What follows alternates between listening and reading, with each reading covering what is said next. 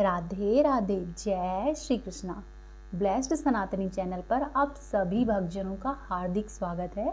आज मार्गशीर्ष माह के शुक्ल पक्ष की एकादशी तिथि है और आज ही के दिन मोक्षदा एकादशी का व्रत रखा जाएगा।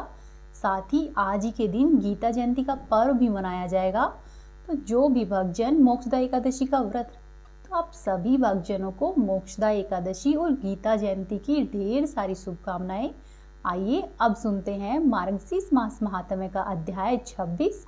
महात्म्य कथा शुरू करने से पहले आप सुनिए प्रभु श्रीहरि के भक्त की एक बहुत ही छोटी सी कथा जो कि एकादशी व्रत से संबंधित है। कथा शुरू करने से पहले एक बार कमेंट बॉक्स में प्रभु श्रीहरि के जयकारे जरूर लगाइएगा। एक बार की बात है, कान्हा जी के एक बहुत बड़े भक्त नामदेव जी थे। उनका ध्यान सदा ही कान्हा जी के दर्शन, उनके भजन और कीर्तन करने में लगा रहता। सांसारिक कार्य में उनका जरा भी मन नहीं लगता। वे एकादशी व्रत के प्रति पूर्ण निष्ठावान थे। वे उस दिन जल भी नहीं पीते थे। एकादशी की संपूर्ण रात्रि को हरि नाम का कीर्तन करते। एकादशी के दिन वे न तो अन्न खाते और न ही किसी अन्य को अन्न खिलाते थे। एक दिन एकादशी की रात्रि को जब वे हरि नाम का कीर्तन कर रहे थे तो उनके साथ अनेकों भक्त भी कीर्तन कर रहे थे। अचानक ही एक क्षीणकाय और हड्डियों का ढांचा मात्र एक वृद्ध उनके द्वार पर आया और बोला कि मैं अत्यधिक भूखा हूँ, मुझे भोजन दो, अन्यथा मैं भूख के कारण मर जाऊंगा। तब भक्त नामदेव बोले कि हे ब्राह्मण देव, एकादशी के दिन मैं न तो अन्न खाता हूँ और न ही किसी अन्य को खिलाता हूँ। अतः ब्राह्मण देव, आप प्रातःकाल सूर्योदय का इंतजार करो, व्रत का पारण करके आपको मैं पेट भर भोजन कराऊंगा। तब ब्राह्मण बोला कि नहीं, मुझे तो अभी भोजन चाहिए, मैं तो 120 वर्ष का बूढ़ा व्यक्ति हूँ। एकादशी का व्रत तो 8 वर्ष से लेकर 80 वर्ष तक के लोगों के लिए है। यदि तुमने मुझे भोजन नहीं दिया तो मैं भूख से मर जाऊंगा और तुमको ब्रह्म हत्या का पाप लगेगा। तब कान्हा जी के भक्त नामदेव जी ने कहा कि ब्राह्मण देवता, चाहे जो भी हो जाए परंतु मैं आपको भोजन नहीं करा सकता। कृपया करके आप सुबह तक प्रतीक्षा कीजिए। जब कान्हा जी के भक्त नामदेव जी ने उस भिक्षुक ब्राह्मण के प्रति ऐसा व्यवहार किया तो गांव के सभी लोग उनके प्रति नाराज हो गए और उन्हें निष्ठुर कहने लगे। और गांव के कुछ लोगों ने ब्राह्मण को भोजन देना चाहा, परंतु ब्राह्मण ने उनका भोजन लेने से इनकार कर दिया। ब्राह्मण ने कहा कि यदि मैं भोजन ग्रहण करूंगा तो केवल इसके हाथों से ही करूंगा, अन्यथा मैं भोजन ग्रहण नहीं करूंगा। श्री नामदेव जी ने जब ब्राह्मण को भोजन नहीं दिया तो कुछ ही समय के बाद ब्राह्मण के प्राण पखेरु उड़ गए। वहां पर उपस्थित सभी लोग श्री नामदेव जी को अपशब्द कहने लगे, उन्हें हत्यारा कहने लगे, वे साथ ही साथ अन्य तरह के अपशब्दों से बुलाने लगे। श्री नामदेव जी कुछ नहीं बोले, पहले की ही तरह कान्हा जी का भजन कीर्तन करते रहे। एक पल के लिए उठे और मृतक शरीर को ढककर रख दिया और मृतक देह के सामने ही हरि नाम का कीर्तन करते रहे। जब सुबह हुई तो श्री नामदेव जी ने व्रत का पारण किया, एक चिता बनवाई और स्वयं उस ब्राह्मण के शरीर को अपनी गोदी में लेकर उस चिता पर बैठ गए। चिता में अग्नि लगाई गई। जब आग की लपटें नामदेव जी तक पहुंचने ही वाली थी तो अचानक ही वह ब्राह्मण उठा और नामदेव जी को उठाकर चिता से बाहर कूद पड़ा। नामदेव जी कुछ समझ पाते उससे पहले ही वह व्यक्ति अंतर्ध्यान हो गया। स्वयं कान्हा जी ही भक्त की परीक्षा लेने आए थे और भक्त अपनी परीक्षा में पास हुआ। यह देखकर गांव के सभी लोग बहुत ही आश्चर्यचकित हो गए और नामदेव जी व कान्हा जी के जय जयकारे करने लगे, कहने लगे कि आप धन्य हो। फिर सभी गांव वाले अपने अपने घरों को लौट आए और नामदेव जी फिर से ठाकुर जी की सेवा में लग गए। हे प्रभु, सुख इतना देना कि आपकी भक्ति में मन लगा रहे और दुख इतना देना कि आप पर विश्वास बना रहे। हरे कृष्णा। अब आप सुनिए महात्म्य कथा में आगे का वृतांत।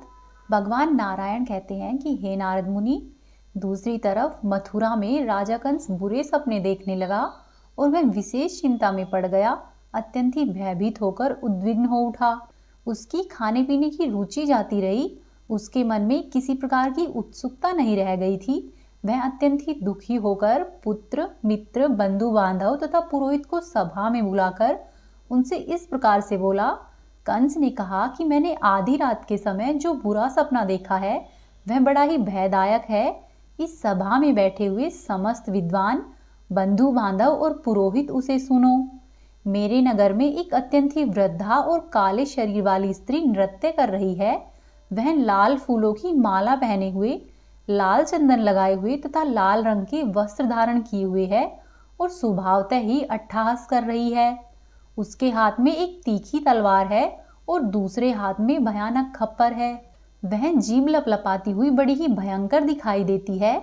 इसी तरह से एक दूसरी काली स्त्री है जो कि काले कपड़े पहने हुए है। देखने में महाशुद्री विधवा जान पड़ती है।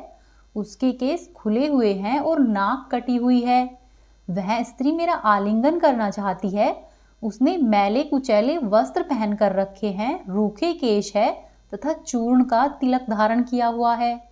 हे पुरोहित सत्यक जी, मैंने यह भी देखा कि मेरे कपाल और छाती पर ताड़ के पके हुए और काले रंग के भिन्न भिन्न फल बड़ी ही भारी आवाज के साथ गिर रहे हैं। एक मैला कुचैला विकृत आकार तथा रूखे बालों वाला मलेच्छ मुझे आभूषण बनाने के लिए टूटी फूटी कोड़ियां दे रहा है। एक पति और पुत्र वाली दिव्य सती स्त्री ने अत्यंत ही रोष से भरकर बारंबार अभिशाप देकर भरे हुए घड़े को फोड़ डाला।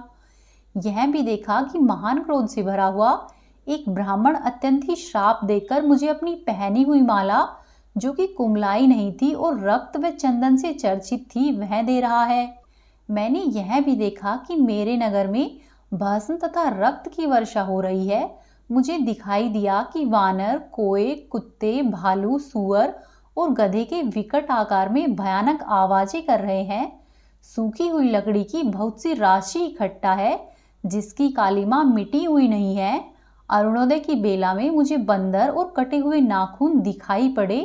मेरे महल से एक सती स्त्री निकली जो कि पीतांबर धारण किए हुए, श्वेत चंदन का अंगराग लगाए हुए, मालती की माला धारण किए हुए रत्नमय आभूषणों से विभूषित थी। उसके हाथ में क्रीड़ा कमल शोभा पा रहा था और भालदेश सिंदूर बिंदु से सुशोभित था। वह रुष्ट होकर मुझे श्राप देकर चली गई। मुझे अपने नगर में कुछ ऐसे पुरुष प्रवेश करते हुए दिखाई दिए जिनके हाथों में फंदे थे और उनके केस खुले हुए थे। वे अत्यंत ही रूखे और भयंकर जान पड़ते थे। घर घर में एक नग्न स्त्री मंद मुस्कुराती हुई नृत्य करती थी और उन सबके केस खुले हुए थे और आकार बड़ा ही विकट था। एक नग्न विधवा महाशुद्री जिसकी नाक कटी हुई है, जो अत्यंत ही भयंकर है, वह मेरे अंगों में तेल लगा रही थी। अतिशय प्रातः काल में मैंने कुछ ऐसी विचित्र स्त्रियां देखी जो कि बुझे हुए कोयले को लिए हुए थी। उनके शरीर पर कोई भी वस्त्र नहीं था। वे संपूर्ण अंगों में भस्म लगाए हुए मुस्कुरा रही थी। सपने में मुझे नृत्य गीत से मनोहर लगने वाला विवाह उत्सव दिखाई दिया। साथ ही कुछ ऐसे पुरुष भी दिखे जिनके कपड़े और केश लाल रंग के थे। एक पुरुष दिखा जो कि दिखने में बड़ा भयंकर था। कभी रक्त की उल्टी करता, कभी नाचता, कभी दौड़ता और कभी सो जाता था। उसके मुख पर सदा ही मुस्कुराहट दिखाई देती। हे बंधुओं, एक ही समय आकाश में चंद्रमा और सूर्य दोनों के मंडल पर ग्रहण लगा हुआ दिखाई दिया। पुरोहित जी, मैंने स्वप्न में उल्कापात, धूमकेतु, भूकंप, राष्ट्र विप्लव, झंझावत और महान उत्पात देखा। वायु के वेग से वृक्ष झोंके खा रहे थे। उनकी डालियां टूट टूट कर नीचे गिर रही थी। पर्वत भी भूमि पर गिरे हुए दिखाई देते थे। घर में ऊंचे ऊंचे कद के एक नग्न पुरुष नृत्य कर रहे थे, जिनका की सिर कटा हुआ था। उस भयानक पुरुष के हाथ में मनुष्य के मुंडों की माला दिखाई देती थी। सारे आश्रम जलकर अंगारों के भस्म से भर गए थे और सब लोग चारों ओर हाहाकार करते दिखाई पड़ रहे थे। हे नारद, ऐसा कहकर राजा कंस सभा में चुप हो गया। वह स्वप्न सुनकर सब भाई बंधु सिर नीचे किए हुए लंबी लंबी सांस खींचने लगे। अपने यजमान कंस के शीघ्र ही होने वाले विनाश को जानकर पुरोहित सत्यक तत्काल ही अवचेतन से हो गए। राजभवन की स्त्रियां तथा कंस के माता पिता शोक से व्याकुल होकर रोने लगे। सबको यह विश्वास हो गया कि अब शीघ्र ही कंस का विनाश काल निश्चित है। श्री नारायण कहते हैं कि मुनि, बुद्धिमान पुरोहित सत्यक शुक्राचार्य जी के शिष्य थे। उन्होंने सभी बातों पर विचार विमर्श करके कंस के लिए बड़े ही हित की बात कही। सत्यक बोले कि महाभाग, भय छोड़ो और मेरे रहते हुए तुम किसी भी बात का भय नहीं करो। तुम ऐसा करो, महेश्वर का यज्ञ करो जो कि समस्त अनिष्टों का हरण करने वाला है। इस महेश्वर यज्ञ का नाम है धनुर्यज्ञ, जिसमें कि बहुत सा अन्न खर्च होता है और बहुत सी दक्षिणा भी बांटी जाती है। साथ ही साथ यह ऐश्वर्य की वृद्धि कराने वाला है। यज्ञ समाप्त होने पर समस्त संपदाओं के दाता भगवान शंकर प्रत्यक्ष दर्शन देते हैं और ऐसा वर प्रदान करते हैं जिससे जरा और मृत्यु का निवारण हो जाता है। पूर्व काल में महाबली बाण, नंदी, परशुराम तथा बलवानों में श्रेष्ठ भल्ल ने इस यज्ञ का अनुष्ठान किया था। पहले भगवान शिव ने इस यज्ञ से संतुष्ट होकर यह दिव्य धनुष नंदीश्वर को दिया। धर्मात्मा नंदीश्वर ने यह धनुष बाणासुर को दे दिया। फिर यज्ञ करके महासिद्ध हुए बाणासुर ने पुष्कर तीर्थ में यह धनुष परशुराम जी को अर्पित कर दिया। कृपा निधान परशुराम जी ने कृपा पूर्वक अब तुमको यह धनुष दे दिया है। हे नरेश्वर, यह धनुष बड़ा ही मजबूत है। इसकी लंबाई 1 सहस्त्र हाथ की है। खींचने पर यह 10 हाथ तक फैलता है। इसका भगवान शंकर की इच्छा से ही निर्माण हुआ है। पशुपति का यह पाशुपत धनुष जुते हुए रथ के द्वारा भी बड़ी कठिनाई से एक जगह से दूसरी जगह पर ढोया जाता है।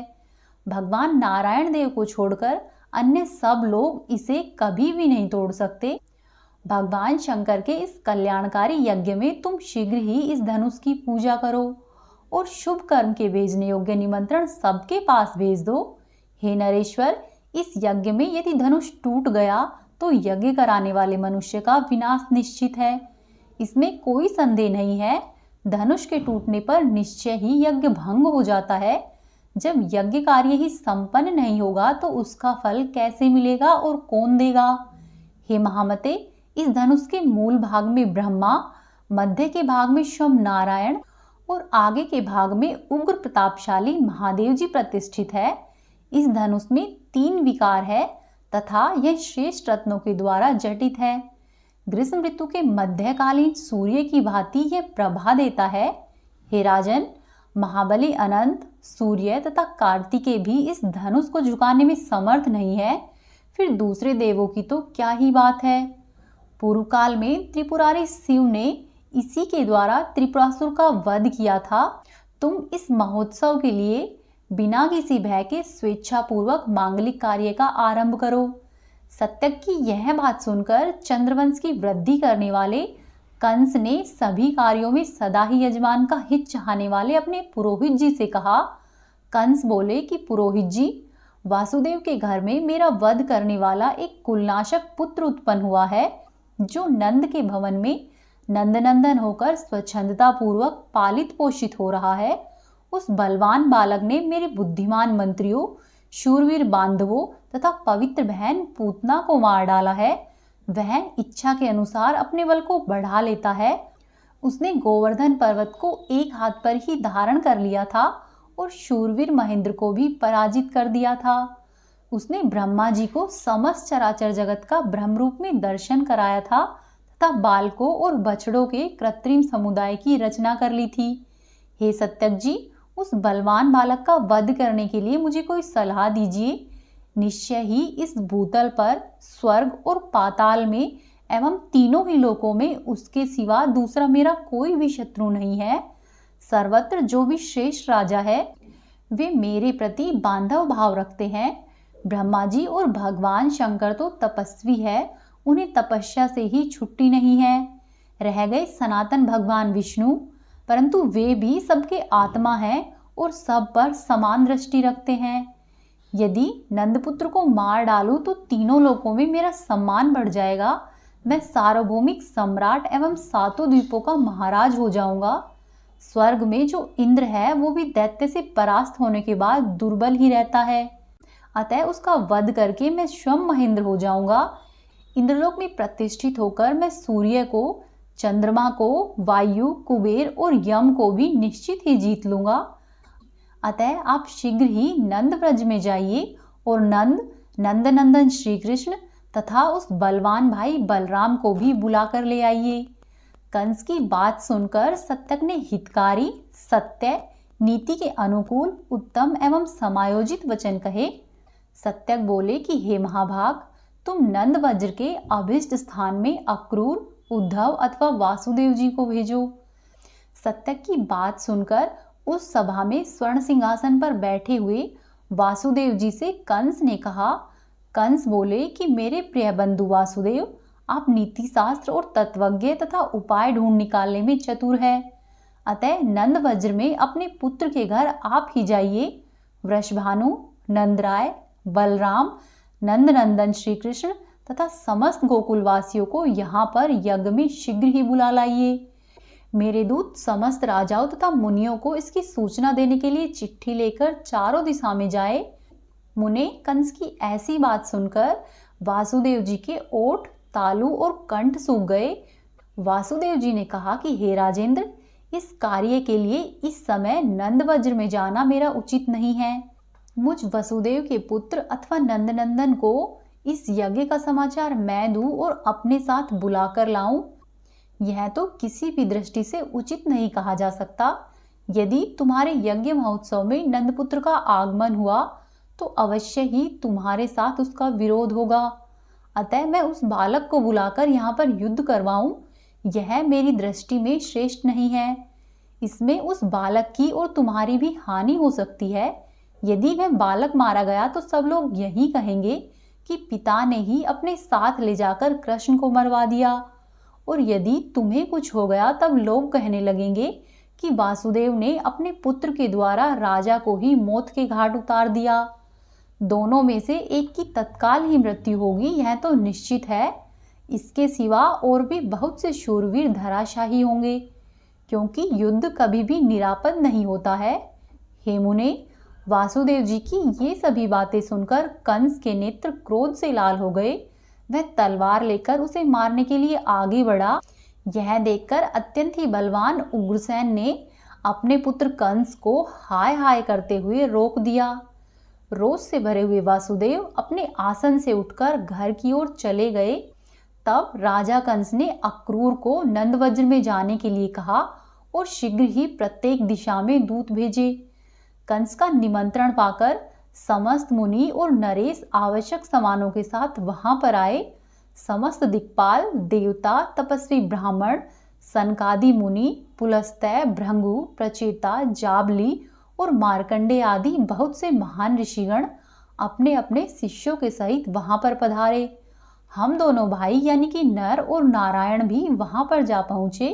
राजाओं में जरासंध, दंतवक्र, शिशुपाल, भीष्मक, धृतराष्ट्र, धूमकेतु, शंबर, शल्य, सत्राजित, शंकु तथा अन्यान्य महाबली नरेश वहां पर आए थे। इनके सिवा भीष्म, द्रोण, कृपाचार्य, महाबली अश्वस्थामा, शाल्व, केकय तथा कौशल भी पधारे थे। महाराज कंस ने सबके साथ नीति के अनुसार बातें की और पुरोहित सत्यक ने यज्ञ के दिन शुभ कार्य का संपादन किया। श्री नारायण जी कहते हैं कि हे नारद, कंस की बात सुनकर धर्माताओं में श्रेष्ठ शांत स्वरूप अक्रूर जी के मन को बड़ी प्रसन्नता हुई। वे शांत स्वभाव से उद्धव से बोले। अक्रूर जी ने कहा कि हे उद्धव, आज की रात का बड़ा ही सुंदर सूर्य उगा है। आज मेरे लिए शुभ दिन है। निश्चय ही देवता, ब्राह्मण और गुरु मुझ पर संतुष्ट है। करोड़ों जन्मों के पुण्य आज ही स्वयं मुझे फल देने के लिए उपस्थित हुए हैं। मेरा जो जो शुभ कर्म रहा है वह सभी मेरे लिए सुखद हो गया। कर्म से बंधे हुए मुझ अक्रूर का बंधन आज कर्म ने ही काट दिया। मैं संसार रूपी कारागार से मुक्त होकर श्री कृष्ण के धाम को जा रहा हूँ। विद्वान कंस ने आज रोषवश मुझे मित्र बना दिया है। इस नरदेव का क्रोध मेरे लिए वरदान के तुल्य हो गया। इस समय व्रजराज को लाने के लिए मैं व्रज में जाऊंगा और वहां पर भोग तथा मोक्ष प्रदान करने वाले परम पूज्य परमात्मा श्री कृष्ण के दर्शन करूंगा।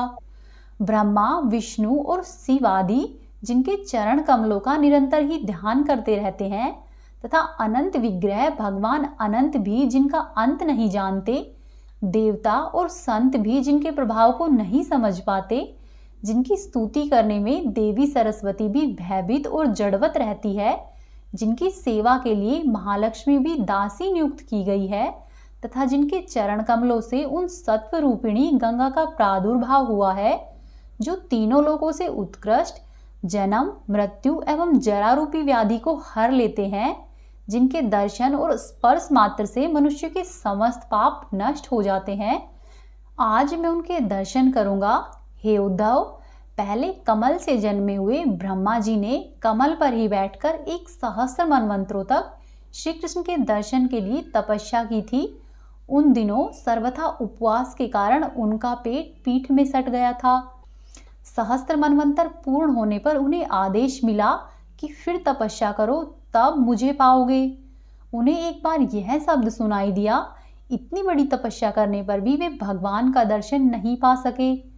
तब उन्होंने फिर से उतने ही समय तक तपस्या करके श्रीहरि का दर्शन किया और वरदान पाया। हे उद्धव, ऐसे परमेश्वर को आज मैं अपनी आंखों से देखूंगा। ऐसा कहकर अक्रूर जी प्रेम के वश मूर्छित हो गए। उनका अंग अंग पुलकित हो उठा और वे नेत्रों से आंसू बहाते हुए भगवान के चरणारविंदों का ध्यान करने लगे। उनका हृदय भक्ति से भर गया। वे परमात्मा श्री कृष्ण के चरण कमल का स्मरण करते हुए भावना से ही उनकी परिक्रमा करने लगे। उद्धव ने अक्रूर को हृदय से लगा लिया और बारंबार उसकी प्रशंसा की। तत्पश्चात अक्रूर जी भी अपने घर को चले गए। हरे कृष्णा। आज की कथा का समापन यहीं पर होता है। उम्मीद है आपको आज की कथाएं पसंद आई होगी। वीडियो को लाइक कीजिए और यदि आपने चैनल को अभी तक सब्सक्राइब नहीं किया है तो चैनल को सब्सक्राइब कर लीजिए। कमेंट बॉक्स में श्रीहरि के जयकारे जरूर लगाइए। आपका दिन शुभ और मंगलमय हो।